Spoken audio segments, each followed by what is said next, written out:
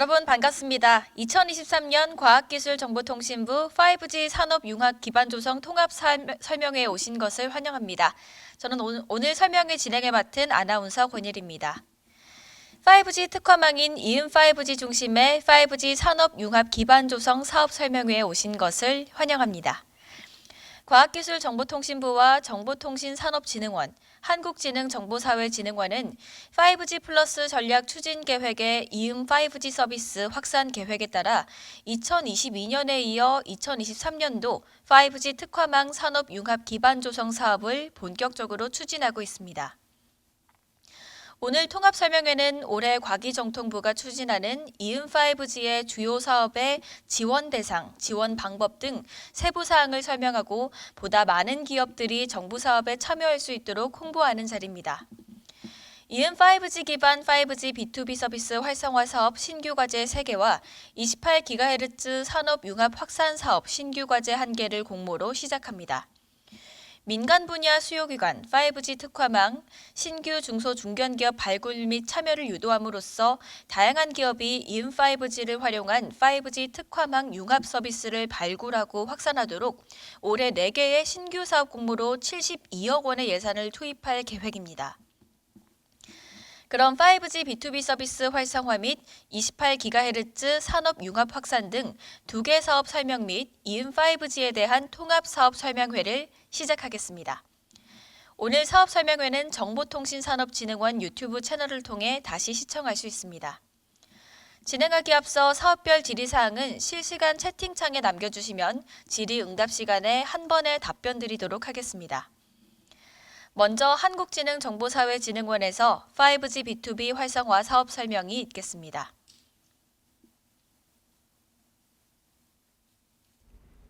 네, 안녕하십니까. 저는 한국지능정보사회진흥원의 이학윤입니다.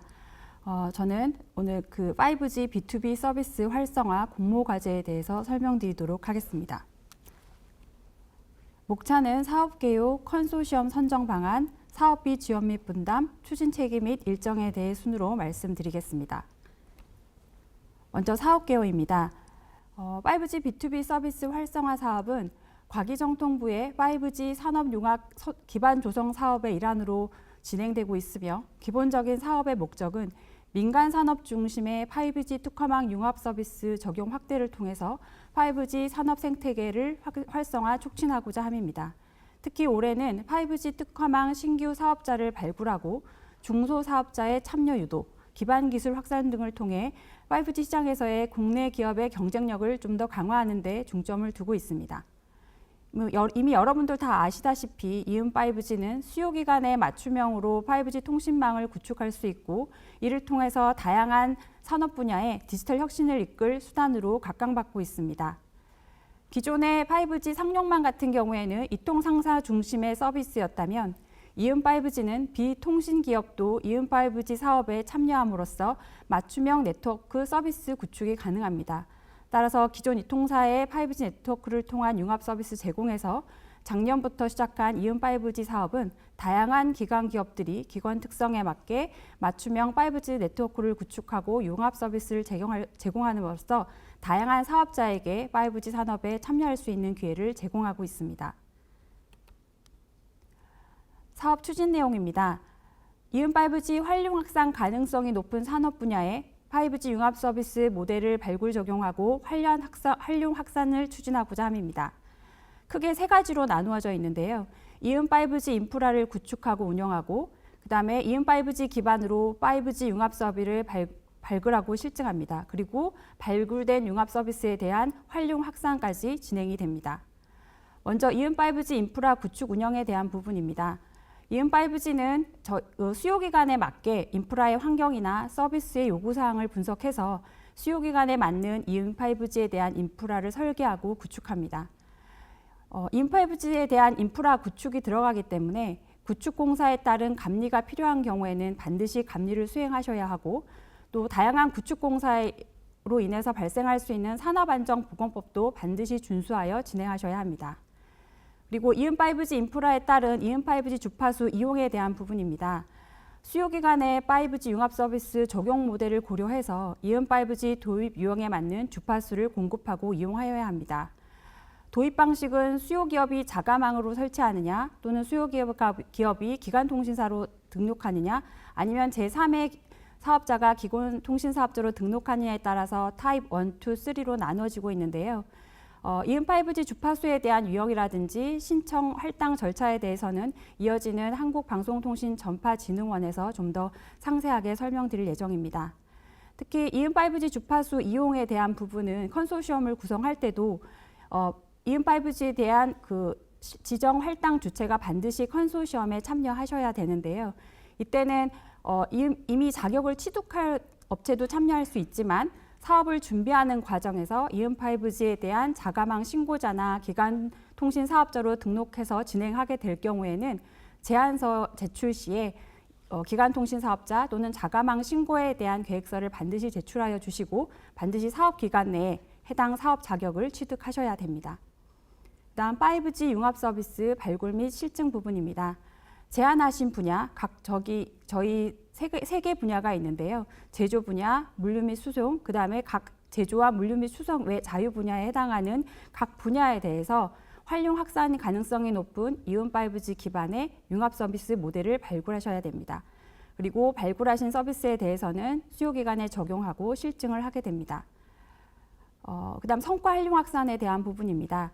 기본적으로 저희가 발굴한 서비스에 대해서는 사업 종료 후 최소 2년간 성과 활용 기간 동안에 운영 유지 보수, 지속적인 성과 활용에 대한 의무를 가지고 운영하셔야 됩니다. 그리고 저희가 기타 추진 사항으로서는 제안 공모안에서에도 언급되어 있듯이 국책 연구과제의 활용이라든지 그다음에 실증 사례의 공유, 이는 여러분들이 이 사업에 참여하심으로써 5G 특화망에 대한 다양한 실증 사례에 대해서 앞으로 5G 특화망에 대한 관심이 있는 기업이라든지 도입에 대해서 또 관심을 가지고 있는 기관들이 이 사업에 참여할 때 레퍼런스가 될 수 있도록 협약 체결 전에 사업 결과 공개 범위를 확정하고 진행하셔야 됩니다. 그 외에도 각 제안하신 산업계 분야에 대해서는 실증 사례에 대해서 각 산업계에서도 도입 사례에 대해서 설명하심으로써 관련 기업들에게도 홍보 활동에도 참여해 주시면 좋겠습니다. 그 다음에 작년에 저희가 성과 보고회 때 5G 특화망 얼라이언스가 발족을 했었는데요. 올해 참여하시는 기업들도 5G 특화망 얼라이언스에 참여하셔서 얼라이언스에서 활동하는 다양한 참여에 대한 의무, 그 다음에 홍보에 대한 활동에 대해서도 적극 참여해 주시면 좋겠습니다.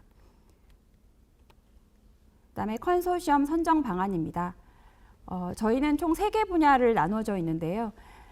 지난 2월에 저희가 5G 특화망 활용 확산 가능성이 높은 분야에 대해서 수요 조사를 실시했고 그를 바탕으로 제조 분야, 물류 및 수송 분야에 대해서 지정 분야를 선정을 했고요.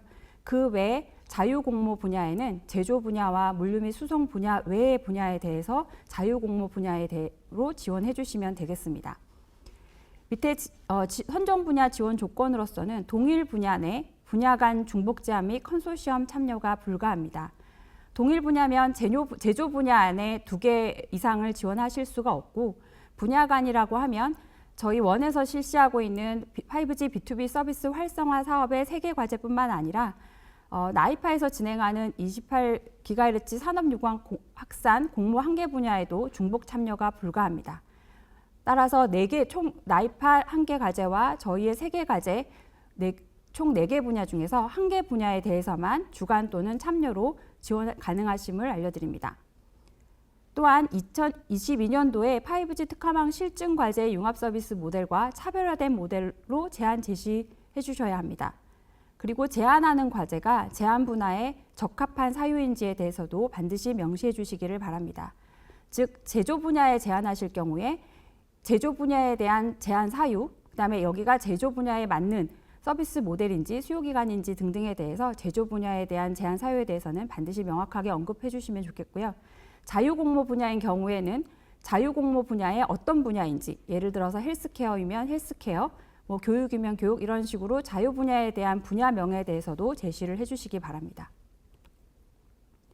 참고로 2022년도 5G 특화망 실증과제 현황에 대해서 해당 장표를 보시고 이거는 공모안에서도 제시되어 있습니다. 올해 서비스에 대한 차별화 모델 제안 시 참고해 주시기 바랍니다.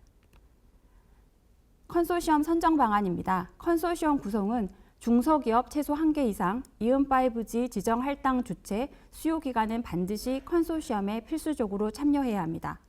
컨소시엄 구성은 제안서 접수 이후에는 컨소시엄 구성 및 변경이 불가하므로 제안하시기 전에 컨소시엄 구성에 대해서는 신중히 잘 고려하셔서 제안하시기 바랍니다. 이동통신 3사와 자회사 참여는 불가합니다. 이동통신 3사는 이동통신 주파수 할당 공고에 따른 이동통신 3사와 이동통신 3사의 자회사 기준은 상법 제342조, 공정거래법 제2조 8호에 따라서 여기에서 정의하고 있는 기준의 부합 여부를 판단하셔서 컨소시엄에 참여할 때 해당 기관이 이동통신 3사와 자회사가 아님을 증빙할 수 있는 서류를 반드시 필수적으로 제출하셔야 됩니다. 중소기업 참여 최소 1개 이상, 사업 수행에 필요한 이음 5G 지정 할당 주체도 반드시 컨소시엄에 구성되어야 합니다. 사업 참여 시 이음 5G 주파수의 지정 또는 기간통신 사업자 자격증을 이미 득하고 계셨거나 아니면 사업 참여 시 향후에 지정 할당이 필요한 경우에는 사전 준비를 통해서 반드시 사업 기간 내에 이음 5G 주파수 이용 자격을 취득하셔야 됩니다. 이음 5G 주파수에 대한 이용 자격에 대한 준비가 필요한 경우에는 제안서 제출 시에 주파수 확보를 위한 계획서를 제안서 내에 반드시 포함해 주셔야 됩니다. 수요기간 요건은 중소중견기업, 대기업, 기타 협회 등의 민간단체입니다. 아래서 정의하고 있는 국가 공공기관 유형은 수요기간에서 제외됩니다. 이는 공보안에서도 자세히 나와 있으니 해당 정의된 조달 사업에 관한 수요기간 지정에 관한 고시라든지 중앙행정기관, 지방자치단체 등 여기서 정의된 기간인지 여부를 잘 판단하셔서 수요기간을 정해주시기를 바랍니다. 사업비 지원 및 분담입니다. 지원 예산은 정부 출연금 총 54억 원 3개 컨소시엄을 선정하며 분야별 컨소시엄당 18억 원 내를 지원하게 됩니다. 지원 방식은 상호 출자, 즉 매칭 펀드 방식으로 진행이 되고요. 정부 출연금 지원 및 자체 부담금, 현금 현물 기준은 아래와 표와 같습니다. 중소, 중기업, 공기업, 대기업, 그 외의 경우에 대해서 해당 기업에 대한 기업 구분을 참고하셔서 정부 출연금과 자체 부담금에 대한 매칭 비율을 잘 해주시기 바랍니다. 과제 기간은 협약일로부터 올해 말까지인 2023년 12월 31일까지이며 사업 종료 후 최소 2년간 무상 운영을 진행하게 됩니다. 추진 체계 및 일정입니다. 총괄부처는 과학기술정보통신부이며 전담기관은 한국지능정보사회진흥원 그리고 총 3개의 컨소시엄을 선정해서 사업을 진행하게 됩니다. 추진 체계 및 일정입니다. 저희가 4월 19일부터 5월 23일까지 공모안내서에 공고가 나가 있고 5월 24일까지 제안서 접수를 받게 됩니다. 그러면 5월 24일부터 대략 5월 29일까지 여러분이 제출하신 제안서나 관련 서류에 대해서 사전 검토를 실시하게 되고 현재 5월 30일로 예정되어 있는데요. 추후 제안 접수 이후에 정확한 평가 일정은 안내드리도록 하겠습니다. 그리고 과제 조정 대상자로 선정된 업체들에 대해서는 저희가 6월 초에 과제 심의 조정을 거치게 되고 6월 중에 최종 확정된 수행 계획서를 바탕으로 협약을 체결하게 됩니다. 선정 방법 및 절차입니다. 먼저 여러분이 제안서 접수 이후에 저희가 1차적으로 사전 검토를 진행하게 됩니다. 제안서의 구비 요건이라든지 제출 서류, 자격 요건 등 공모 안내서에 제시된 요건들에 대한 준수 여부를 저희가 사전 검토하게 되고 이 준수 여부를 충족하지 못했을 경우에는 평가 대상에서 제외될 수 있습니다. 다음은 제안서 평가입니다. 사전 검토를 통해 선정된 평가 대상 선정 과제에 대해서는 평가위원회를 통해서 평가를 실시하게 되고 과제 중복성 검토를 통해서는 평가 결과에 따른 과제 조정 대상 과제들에 대해서도 또 한 번 중복성 검토를 실시해서 중복이 의심되는 경우에는 과제 조정위원회를 통해서 다시 한번 심의를 거치게 됩니다. 과제 조정을 통해서는 제안서의 내용에 대해서 일부 저희가 요청한 사업 수행 계획이나 저희가 요청했던 제안 요청 사항에 대해서 일부 조정 과정을 거치게 되고 최종적으로 사업 수행 계획서를 확정해서 협약을 하게 됩니다. 이상 발표를 마치도록 하겠습니다. 네, 설명 감사합니다. 다음은 정보통신산업진흥원에서 28GHz 산업융합 확산 사업 설명이 있겠습니다.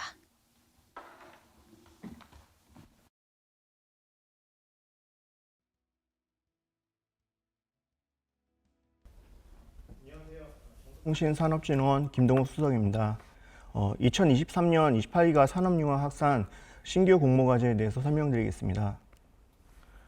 설명 순서는 사업 개요에서 사업 지원 내용 및 조건, 추진 체계 및 일정, 그 사업 선정 방법 순으로 설명드리겠습니다. 먼저 사업 개요입니다. 추진 배경입니다. 수요 공급 기업 간 협업을 기반으로 민간 산업 핵심 구역에서 28기가 특화망 확산을 위한 어떤 성공 모델을 마련을 하고자 합니다. 28기가는 전 산업과 융합 시 새로운 시장을 창출할 수 있는 가능한 부분입니다. 세계 주요국에서도 교육, 스포츠, 엔터테인먼트, 제조 등에서 28기가 망을 우선으로 활용해서 자국의 산업 혁신을 도모하고자 했습니다. 또한 6G로 이어지는 밀리미터 대역에서 28기가 융합 서비스 시장 선점을 위해 정부의 선제적인 투자가 필요한 사항입니다. 이와 같이 이제 고성장이 예상되는 세계 5G 밀리미터 시장에서 선도를 위해서는 산업별 28기가 적용 가능한 융합 서비스 발굴과 5G 특화망 조기 시장 생태계 조성을 위한 목표로 하고 있습니다. 2023년 신규 과제 공모 예산 규모는 정부 지원금 18억입니다. 28기가 특화망 기반의 융합 서비스와 콘텐츠 발굴 적용, 28기가 단말 개발 등 이런 28기가 특화망 융합 서비스 구축 운영을 해야 합니다. 사업 지원 내용 및 조건입니다.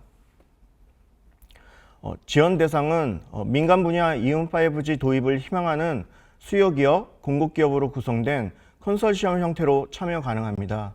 수요기업은 민간 분야 수요 현장, 기업, 산업체, 사설기관으로 구성되고 공급기업은 28기가 관련된 서비스, 컨텐츠, 플랫폼, 단말 등 이런 서비스 모델 개발 운영할 수 있는 업체로 구성할 수 있습니다. 컨소시엄 구성 시 특화망 주파수 신고 할당 주체와 수요기업, 중소기업은 반드시 1개 이상 필수로 참여해야 합니다. 이번 공모 사업에서는 5G 신규 사업자가 참여를 확대하기 위해서 기존 상용망 통신 사업자와 자회사는 컨소시엄에서 불가합니다. 특화망 주파수 신청에 대해 어떤 자세한 사항은 다음 이음5G 소개에서 설명드릴 예정입니다. 본 사업의 지원 내용입니다. 먼저 28기가 특화망 주파수를 공급받아서 28기가 융합 서비스 망 구축 운영을 해야 합니다. 1차 연도 사업 범위와 어떤 성과 목표를 구체화하고 2차 연도 고도화 계획까지 마련해서 지원해야 합니다.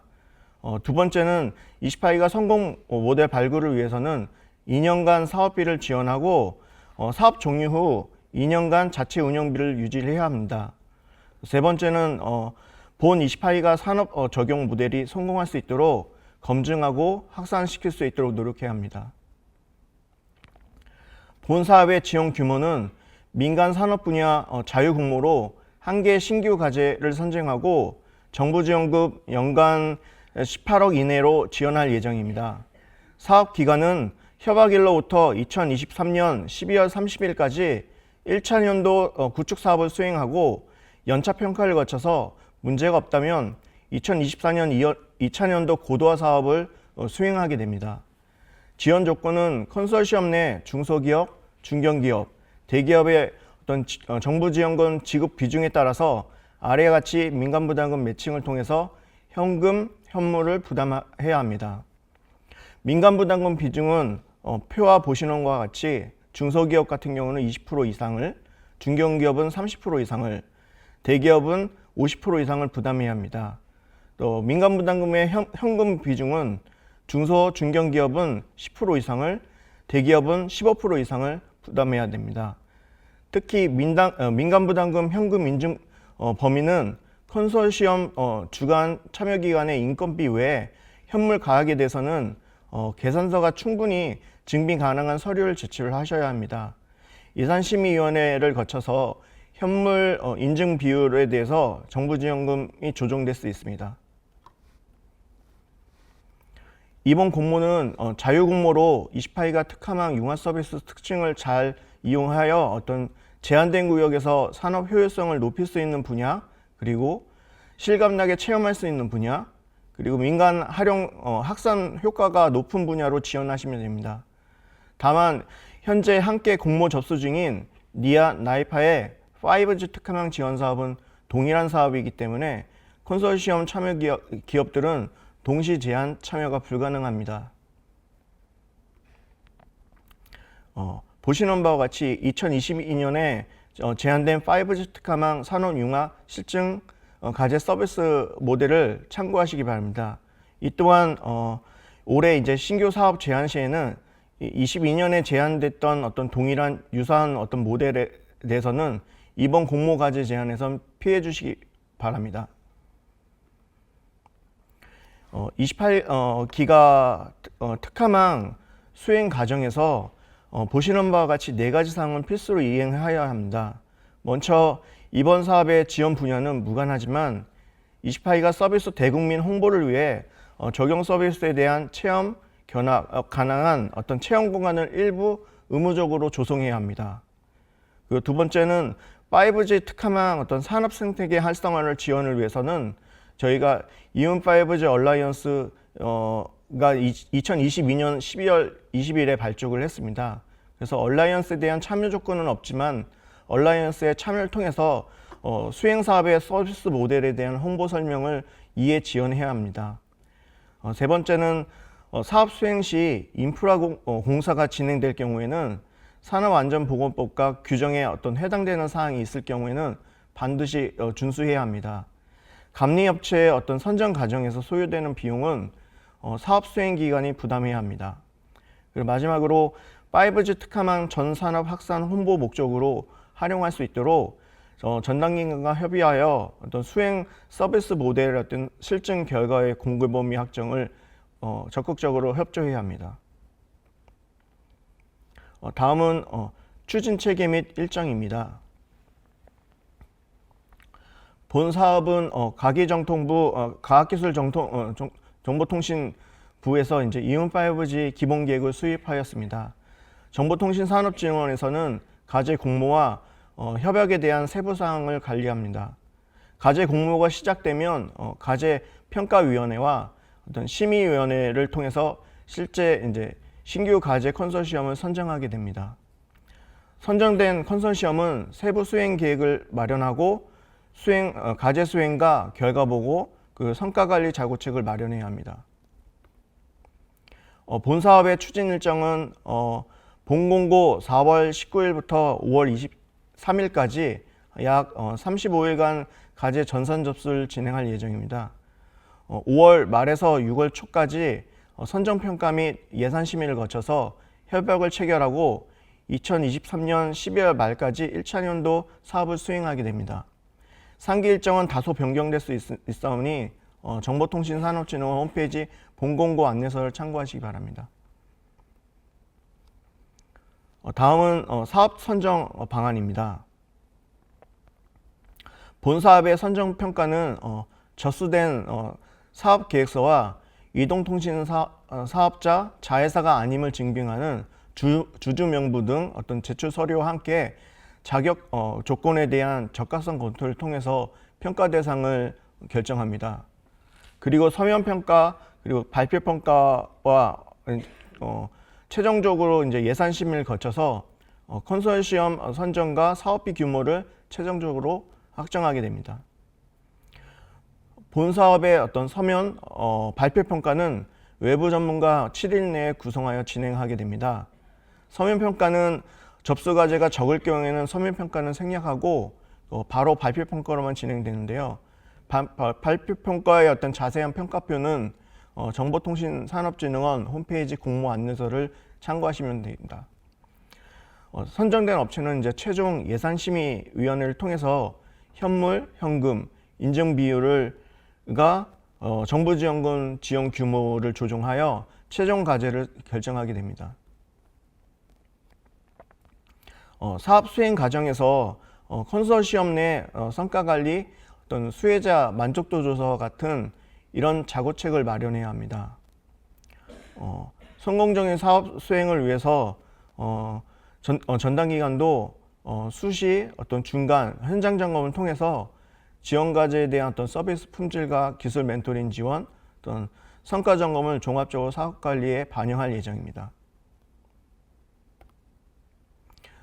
이상 28기가 특화망 신규 공모 사업 소개를 마치겠습니다. 추가 어떤 공모 사업 관련이나 전산 접수에 관한 담당자를 참고하시어 또 문의사항이 있으면 참고하시기 바랍니다. 네, 감사합니다.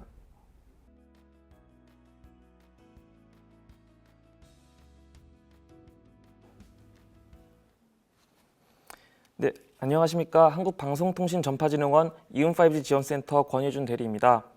지금부터 이음5G 주파수 정책 및 신청 방법에 대해서 발표하도록 하겠습니다. 발표 순서는 이음5G 개요, 도입 유형 및 도입 방식, 주파수 지정 절차, 주파수 할당 절차, 전파 사용료 및 무선 종사자, 이음5G 지원센터 소개 순으로 발표하겠습니다.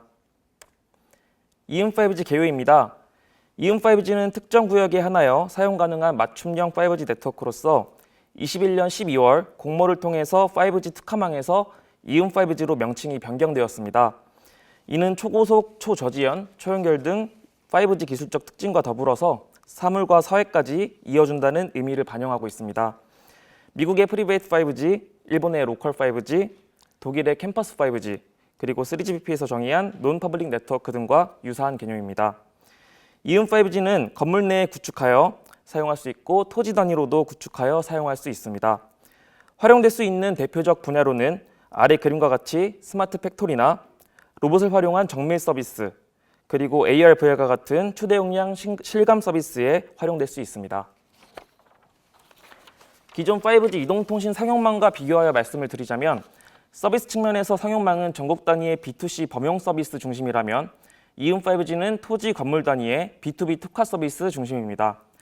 네트워크 측면에서 상용망은 전국적으로 주파수를 사용하고 다운링크 중심이었다면 이음5G는 지역적으로 동일한 주파수를 사용하고 업링크 중심의 서비스를 활용할 수 있습니다. 이음5G는 기존 5G 상용망과는 분리된 맞춤형 사설망이라고 말씀드릴 수 있겠습니다.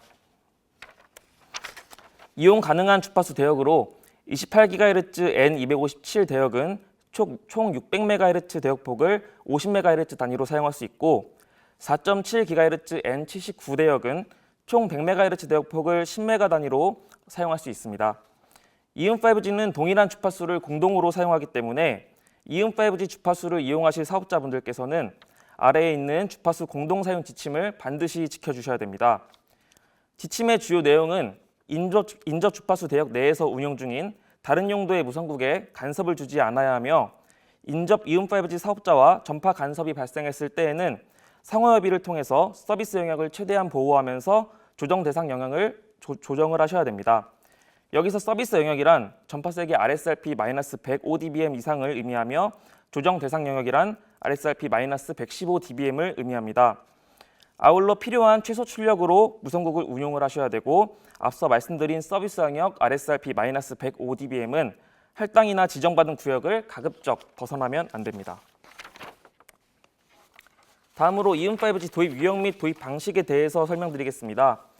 망 운영 주체와 서비스 대상에 따라서 세 가지 유형으로 구분됩니다. 타입 1은 수요처가 운영 주체가 되어서 수요처 직원 한정으로 사용하는 경우로 지자체의 자가망 설치자로 신고를 하고 수요처가 주파수를 지정받아야 됩니다.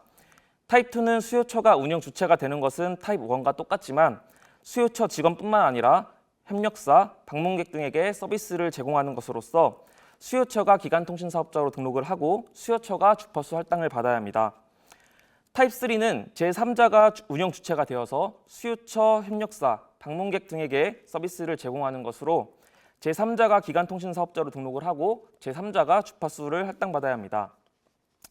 밑에 타입 1 주파수 지정이란 허가무선국 무선 설비에 이용할 특정 주파수를 정해주는 것으로 관할지역 전파관리소로 신청을 하시면 됩니다. 자가망 설치자 신고는 자가전기통신 설비의 설치를 지자체로 신고하는 것을 의미합니다. 다만 이음5G와 같은 소규모 네트워크는 전기통신사업법 제64조의 제4항, 동법 시행령 제51조의 8에 따라서 면제 대상일 수 있으니까 이 부분은 확인하시고 신고 대상일 경우에만 신고를 해주시면 되겠습니다.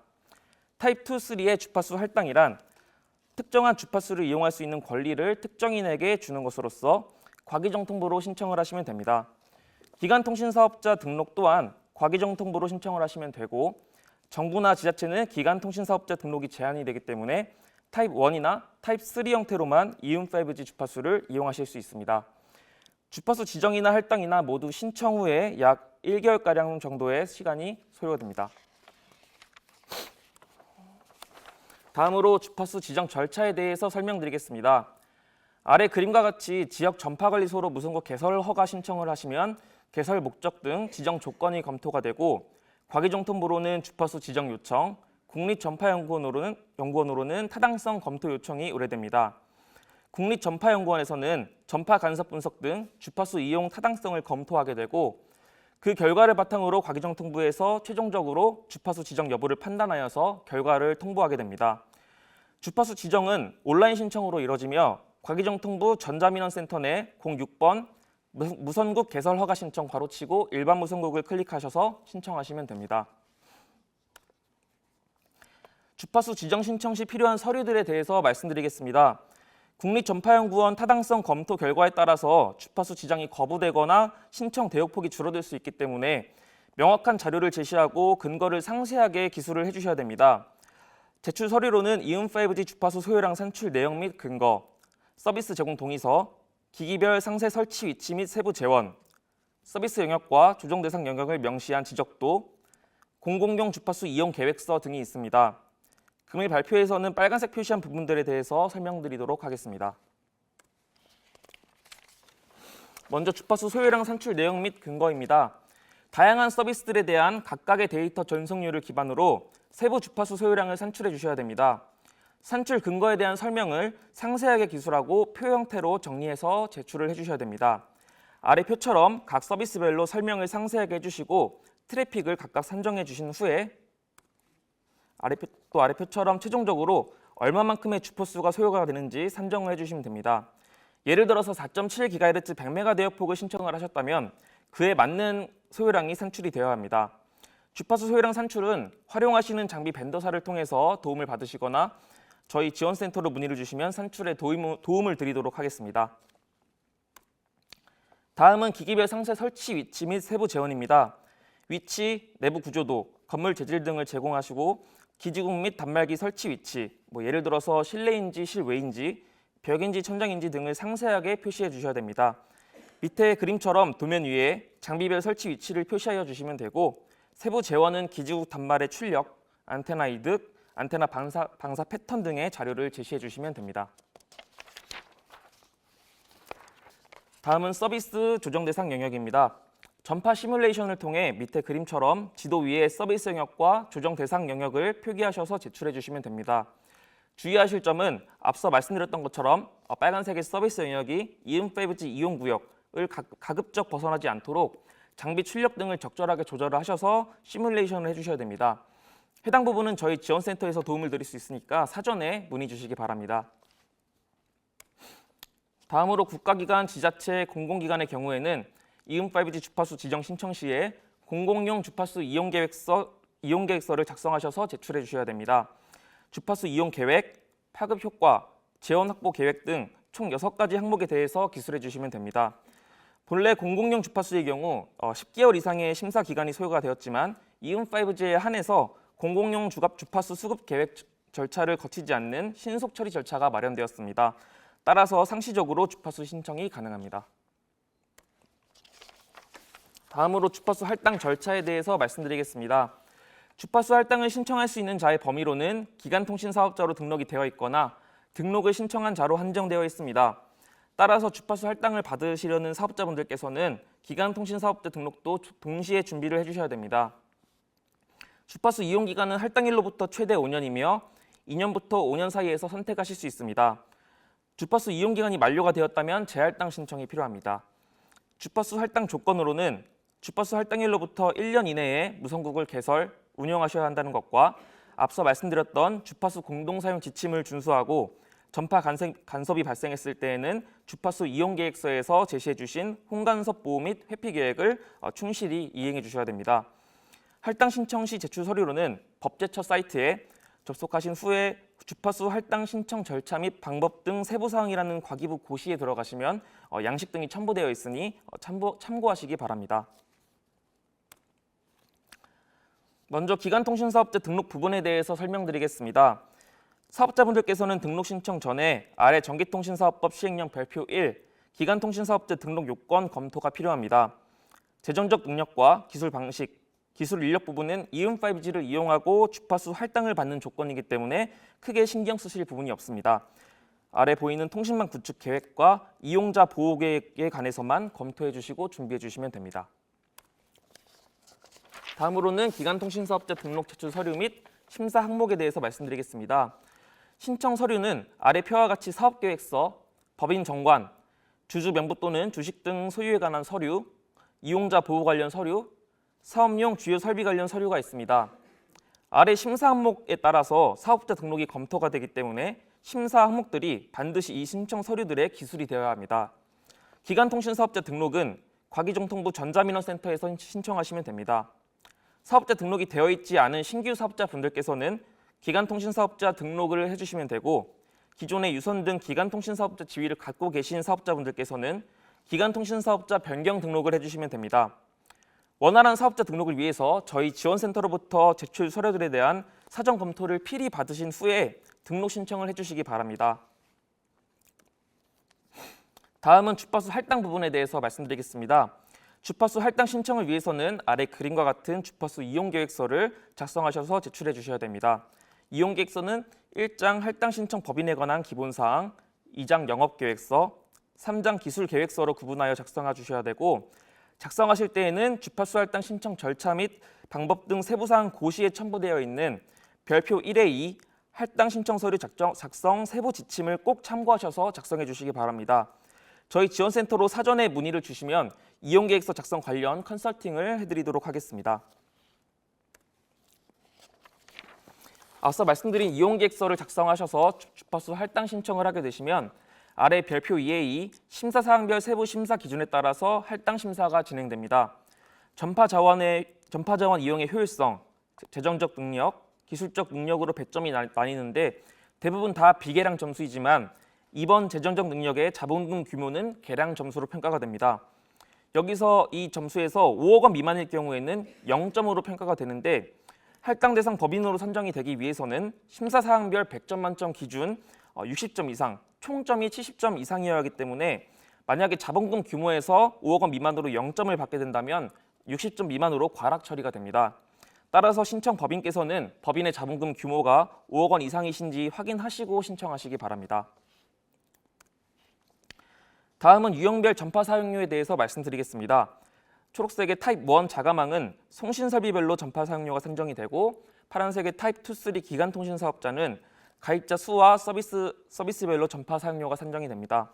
먼저 자가망의 경우 전파법 시행령 별표 10에 따라서 전파 사용료가 산정되어 4.7GHz 대역, 100MHz 대역폭 송신설비는 분기당 약 45만 원가량의 전파 사용료가 발생하고 28GHz 대역, 400MHz 대역폭 송신설비는 약 13만 원의 전파 사용료가 발생하게 됩니다.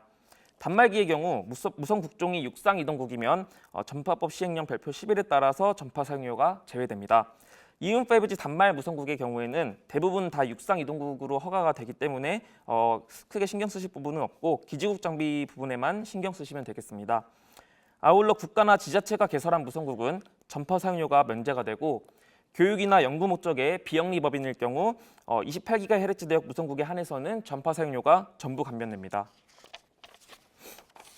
다음으로 기간통신사업자 전파 사용료는 전파법 시행령 별표 8에 따라 산정이 되어서 4.7GHz 대역은 이동통신 서비스 단가 2,000원, 그리고 가입자가 100명 기준으로는 분기당 약 18만 원이 발생하게 됩니다. 28GHz 대역은 이동통신 서비스 단가가 200원으로 산정이 되어서 4.7GHz 대비 약 10분의 1 수준인 약 18,000원의 전파 사용료가 발생합니다. 무선 데이터일 경우 서비스별 단가가 30원이지만 무선 데이터는 M2M 서비스, 즉 사물통신일 경우로만 제한됩니다. 참고로 여기서 설명드리지 않은 할당 대가는 건물 토지 면적, 주파수 이용 연수, 주파수 신청 대역폭에 따라서 많이 달라지기 때문에 저희 지원센터로 따로 문의를 주시면 할당 대가에 대해서 산정해서 알려드리도록 하겠습니다. 다음은 무선 종사자 배치에 대해서 설명드리겠습니다. 전기통신 사업용 무선 설비 기술 기준에 따라서 이음 5G 무선 설비는 다중 무선 설비에 해당하기 때문에 다중 무선 설비 기술 운용이 가능한 무선 종사자 배치가 필요합니다. 해당하는 자격증으로는 빨간색으로 표시된 전파전자통신기사, 육상무선통신사, 무선설비기사, 무선설비산업기사, 무선설비 기능사가 있습니다. 무선 종사자 배치 정원은 아래 표와 같이 무선 종사자 자격 정원 배치 기준 등 관한 고시 별표 1을 참고하셔서 송수신기 대수에 따라서 최소 1명에서 최대 11명까지 배치해 주시면 됩니다. 배치하는 종사자는 반드시 망 운영 주체 소속의 무선 종사자여야 합니다. 예를 들어서 타입 1과 타입 2일 경우에는 수요처 소속의 무선 종사자여야 되고 타입 3일 경우에는 타입 제3자 소속의 무선 종사자여야 합니다. 무선국 검사 시에 재직 증명서를 검사를 하기 때문에 반드시 운영 주체 소속의 종사자를 배치해 주시기 바랍니다. 마지막으로 이음 5G 지원센터에 대해서 소개드리겠습니다. 저희 지원센터에서는 앞서 말씀드렸던 주파수 할당 및 지정 관련 절차, 전파 사용료 및 할당 대가 산출, 기간통신 사업자 신청 등 행정 관련 사항을 지원해드리고 있으니 사전에 컨설팅 요청들을 부탁드리겠습니다. 아울러 주파수 소요량 산정, 서비스 조정 여력 산출, 전파 간섭 영향 분석 등 주파수 신청에 필요한 기술적 분석도 지원해드리고 있습니다. 그리고 이음 5G 지원 포털도 운영 중에 있습니다. 지원 포털에서는 주파수 이용 현황 제공, 온라인 기술 분석 서비스, 망 구축 모델 정보 제공, 이음 5G 장비 단말 솔루션 등 각 업체에서 게시해 주신 소개 자료들도 보실 수 있습니다. 옆에 있는 이메일이나 전화번호 등으로 이음 5G 관련하여 문의하여 주시면 상세하게 답변 드리도록 하겠습니다. 네, 지금까지 경청해 주셔서 감사합니다. 네, 이제 여러분과 함께 질의응답 시간을 가져볼 예정입니다. 먼저 한국지능정보사회진흥원에서 주관하는 5G B2B 서비스 활성화에 대한 질문들이 준비되어 있는데요. 제가 직접 이항윤 수석님께 질문 드려보도록 하겠습니다. 컨소시엄으로 지원하고자 하는 한 개 회사가 분야별 과제 중복 참여 지원해도 괜찮을까요? 앞서 저희 NIA와 나이파에서 설명드렸듯이 한 개 회사인 경우에 분야별 과제의 중복 참여는 불가합니다. NIA의 3개 과제, 나이파 1개 과제, 총 4개 과제에 대해서 주간 또는 참여 기관으로서 단 1개 과제에 대해서만 지원이 가능합니다.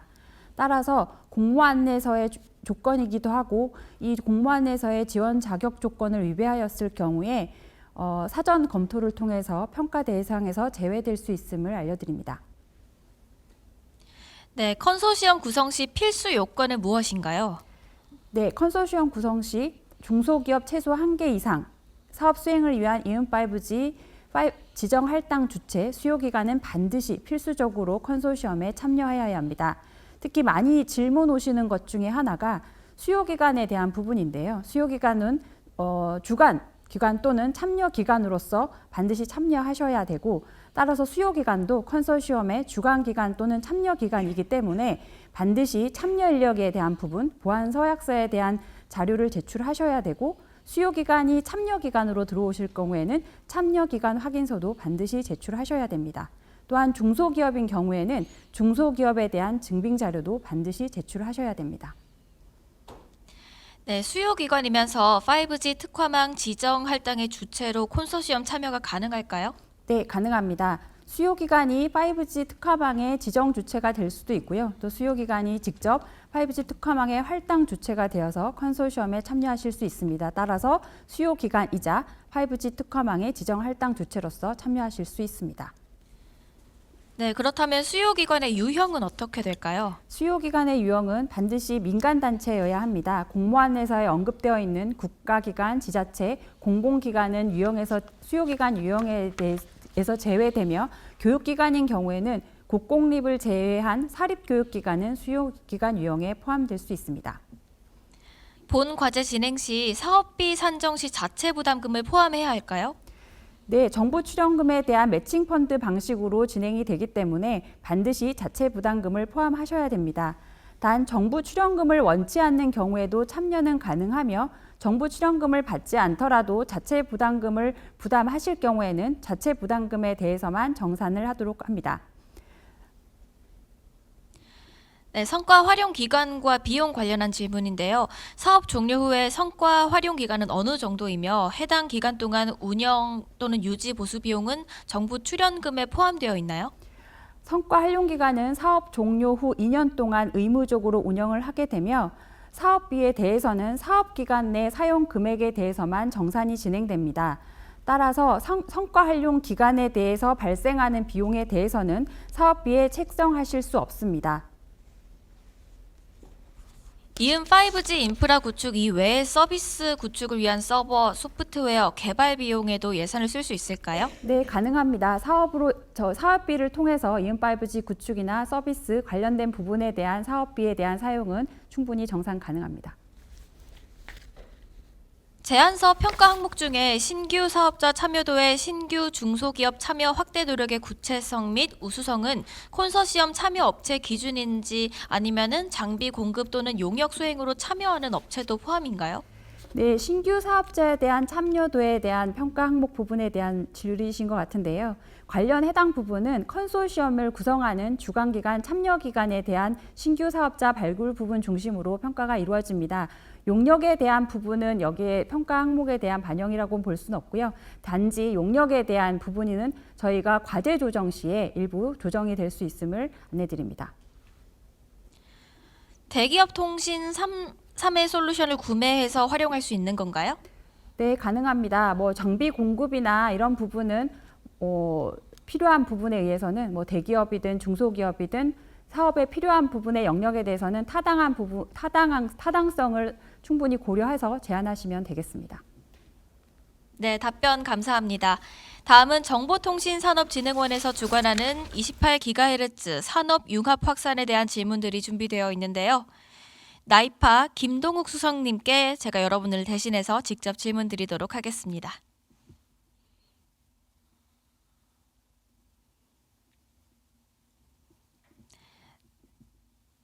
네, 컨소시엄을 구성할 때 수요기업, 공급기업, 주관기관의 제한이 있을까요?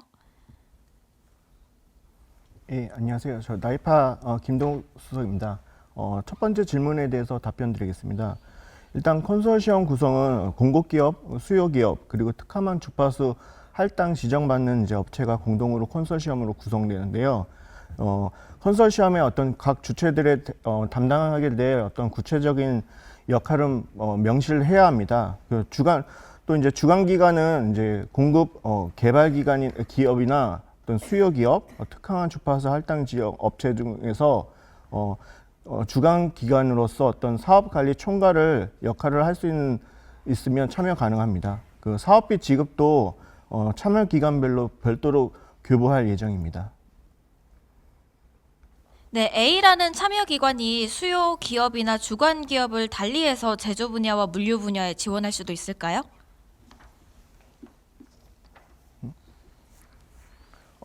두 번째 질문에 대해서 수요 기업과 물류 분야 지원하는 부분에 있어서는 일단은 지금 이번 특화망 지원 실증 사업은 다 동일한 사업이기 때문에 중복 지원이 불가하다고 보시면 되겠습니다. 예.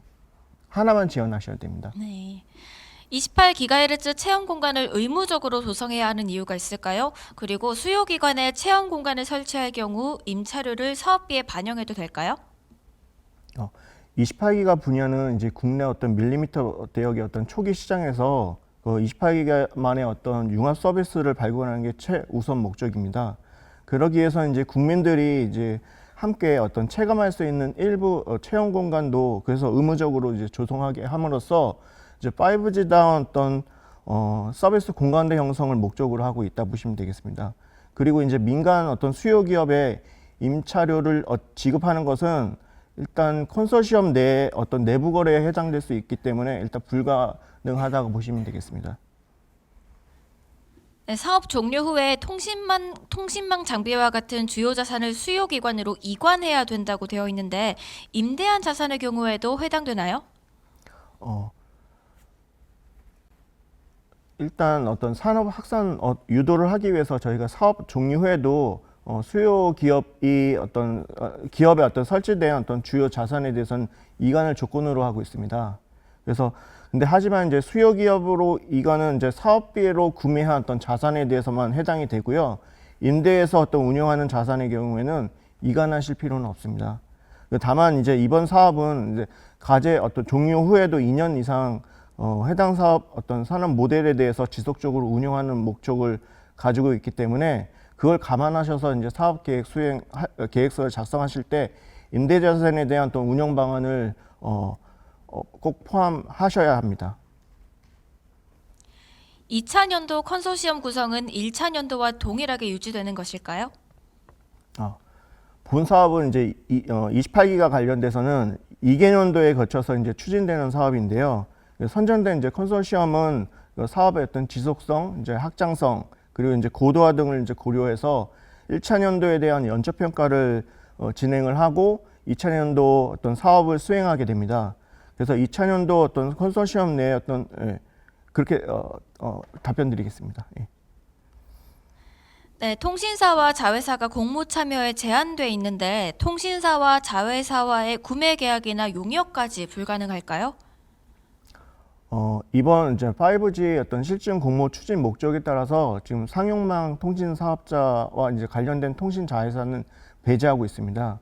그래서 5G 특화망 신규 사업자를 발굴을 목적으로 그리고 이제 중소기업 그리고 비통신 업체들을 참여를 유도하기 위한 목적이라고 보시면 되겠습니다. 근데 다만 이제 시설 장비 구축 공사 이런 불가피할 경우에는 그 위탁 용역으로 참여는 가능한데 이제 점당 기관하고 협의하셔야 꼭 합니다. 그리고 사업비 심의나 과제 협약 그리고 이제 수행 점검 과정에서 용역비에 대한 범위나 비중에 따라 제한될 수 있다 보시면 되겠습니다. 공모 사업에 참여하기 위해서는 반드시 사업 공모 시 특화망 주파수를 할당 또는 지정받아야 할까요?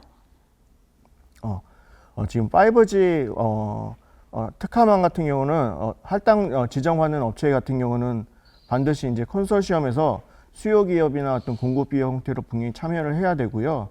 그리고 당연도 사업 수행 과정에서 특화망 주파수를 할당받거나 또 특화망 기간 통신 사업자로 등록 신청을 완료하여야 합니다. 예.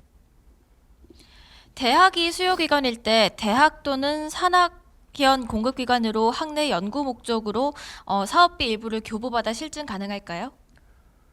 일단 대학의 같은 경우는 국공립이 아닌 민간 대학이라면 수요 기업에 참여하는 것은 가능합니다. 근데 이 사업 자체가 민간 분야에 대한 산업 확산을 목적으로 하기 때문에 목적으로 하는 비R&D 사업이기 때문에 자체 대학 내 연구 실증 목적으로 하는 거는 사업 범위에 약간 좀 어긋날 수 있기 때문에 그걸 감안하셔서 사업 계획을 수립하시는 게 좋겠습니다. 예.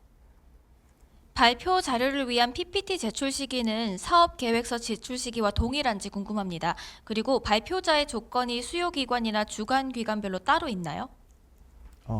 일단 첫 번째 말씀 주셨던 발표 자료 제출 시기는 사업 계획서 제출 시기와 동일합니다. 그래서 5월 23일 그 마감 전산 접수 마감일까지 접수가 두 가지 모두 완료되어야 한다고 보시면 되겠습니다. 그리고 한 가지 발표자에 대한 조건에 대해서는 일단은 주관기관의 총괄 책임자나 실무 책임자가 발표를 하시면 됩니다. 28GHz SA 특화망 장비가 아직 출시되지 않았는데 NRDC의 서비스 구성도 괜찮은 건가요? 현재 28기가 관련된 장비는 계속 이제 안정화 과정을 거치고 표준화 과정을 거쳐서 출시되고 있는데요. 일단 28기가 사업에 참여하실 경우에는 28기가 주파수를 할당하는 장비면 되고요. 그에 따라서 NRDC도 충분히 가능하다 보시면 되겠습니다. 사업비의 몇 %까지 용역 사업비로 사용 가능한가요? 용역 관련돼서는 일단은 범위가 정해져 있는 건 아니고요. 사업을 수행하거나 아니면 협약 과정에서 그 사업 목적의 용역에 대한 목적이나 그 예산의 비중에 따라서 전담 기관과 협의하셔서 조정해야 할 것 같습니다. 그래서 그 부분은 전담 기관과 협의하여 진행된다고 보시면 되겠습니다. 28GHz 사업의 경우 수요 기업으로 대기업 참여 시 민간 부담금의 기준은 어떻게 되나요? 앞서 말씀드린 것처럼 일단 대기업이 수요 기업으로 참여하는 것도 컨소시엄에 참여하는 거기 때문에 수요 기업으로 참여하더라도 대기업이 그 정부 지원금을 비중을 얼마나 받느냐에 따라서 동일하게 민간 부담금 50% 그리고 현금은 20% 이렇게 적용된다 보시면 되겠습니다. 민간 클라우드 범위에 대한 질문인데요. AWS나 아주르 등 외산 클라우드도 포함이 될까요? 일단 그 서비스 구축 목적으로 뭐 민간 클라우드든 외산 클라우드를 도입하는 부분에 대해서는 서비스 어떤 목적에 따라서 구축하는 거기 때문에 그거에 대한 별도의 제한은 없다 보시면 되겠습니다. 참여 기관이 동시에 수요 기관으로 컨소시엄으로 구성할 수 있을까요? 이 사업에 참여 기관으로 참여하게 되면 뭐 예를 들어 특화망 공급 업체가 수요 기업이 되면서 공급 기업 이런 형태도 되는데 그런 부분에 대한 역할을 정확하게 명시된다 그러면 뭐 상관없다 보시면 되겠습니다. 네, 답변 감사합니다. 마지막으로 한국방송통신전파진흥원에서 운영하는 이음 5G 지원센터에 대한 질문들이 준비가 되어 있는데요. KCA 권효준 대리님께 질문 드리겠습니다. 대학교가 수요기관으로 참여할 경우 학교 외에 학내 구성원도 타입 1 주파수 대역 이용이 가능할까요? 네, 타입 1 주파수 지정의 경우 자가망이기 때문에 말 그대로 자가통신 용도로만 사용하셔야 됩니다. 대학교에서 주파수 지정을 받았다면 대학교 내부 직원들만 서비스를 활용할 수 있습니다. 대학교의 경우 타학교 직원이나 뭐 협력업체 등 이제 타인에게 통신 서비스를 제공을 하시려면 타입 3 형태로 사업을 추진하시길 권장드립니다. 이음 5G 4.7GHz 기지국 출력 제한으로 100MHz당 80W 관련한 질문인데요. 실내외 서비스 구분 없이 EIRP 제한을 49dBm 이하로 하면 될까요? 네, 일체형 기지국 출력의 경우 기술 기준상 실내외 구분 없이 80W로 신청이 가능합니다. 다만 발표에서 말씀드렸듯이 주파수 공동 사용 지침에 따라서 필요한 최소 출력으로 무선국을 운용하셔야 되고 또 전파연구원 타당성 검토 결과에 따라서 전파 차폐 수준이 엄청나게 우수하지 않은 이상 출력 조정을 권고드리기 때문에 최대 출력은 사용 불가능하실 거고 출력을 조정하셔서 사용을 하셔야 됩니다. 수요처의 무선 종사자 기준이 수요처의 정직원 기준인지 아니면 외부 인력으로도 가능할까요? 네, 무선국 개설 후 준공검사 시에 자격증 사본과 재직 증빙 서류를 제출하게 되어 있습니다. 보통 이제 재직 증명서를 제출을 해주시는데 외주 인력인 경우라도 계약 등을 통해서 수요기업 재직을 증빙을 할 수가 있다면 처리 가능한지에 대한 여부는 저희 지원센터로 따로 문의를 주시면 제가 확인 후에 답변을 드릴 수 있도록 하겠습니다. 네, 답변 감사합니다. 여러분 끝까지 참여해 주셔서 감사드립니다. 과학기술정보통신부와 정보통신산업진흥원, 한국지능정보사회진흥원이 함께하는 2023년 5G 특화망 산업융합 기반 조성 사업 설명회를 지금까지 진행했습니다. 궁금하신 사항은 사업별 담당자 연락처를 참고해서 문의 주시기 바랍니다. 오늘 사업 설명회는 정보통신산업진흥원 유튜브 채널을 통해 다시 볼 수 있습니다. 감사합니다.